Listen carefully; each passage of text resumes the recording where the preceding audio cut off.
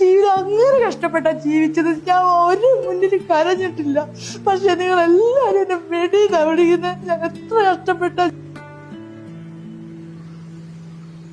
എന്റെ അമ്മയിലെ സക്കാത്ത് വാങ്ങാൻ പോയിട്ടുണ്ട്, അറിയാവോ? എന്നെ ഈ ഭക്ഷണം തരാം. നമ്മളിപ്പോൾ കണ്ട വീഡിയോ ശ്രീലക്ഷ്മി അറക്കലിൻ്റെയാണ്. അതായത് ആ സ്ത്രീയെ നിരന്തരം കുറേ ആൾക്കാർ അനാവശ്യമായിട്ട് എന്താ പറയുക, വെടി അങ്ങനെയുള്ള രീതിയിലൊക്കെ കുറേ പരാമർശങ്ങൾ നടത്തുന്നുണ്ട്. എനിക്കതിനോട് വ്യക്തിപരമായിട്ട് യാതൊരു യോജിപ്പില്ല. കാരണം നമ്മൾ ആശയത്തിനോടാണ് ഫൈറ്റ് ചെയ്യുന്നത്.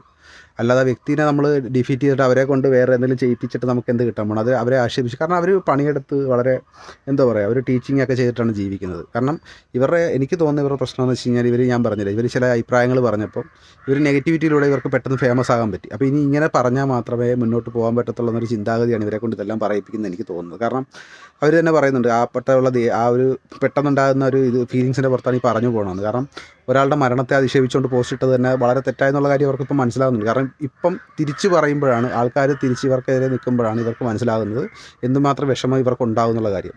മറിച്ച് നമ്മളൊരാളെ പറയുമ്പോൾ നമുക്കത് തോന്നത്തില്ല, നമുക്കിങ്ങനെ കിട്ടിക്കൊണ്ടിരിക്കുമ്പോൾ മാത്രമേ അത് തോന്നത്തുള്ളൂ. ഇനിയെങ്കിലും മറ്റുള്ളവരെ വിഷമിപ്പിക്കാത്ത രീതിയിൽ നിങ്ങൾക്ക് വിമർശിക്കാം, മറ്റുള്ളവരെ വിഷമിപ്പിക്കാത്ത രീതിയിൽ പറയാം.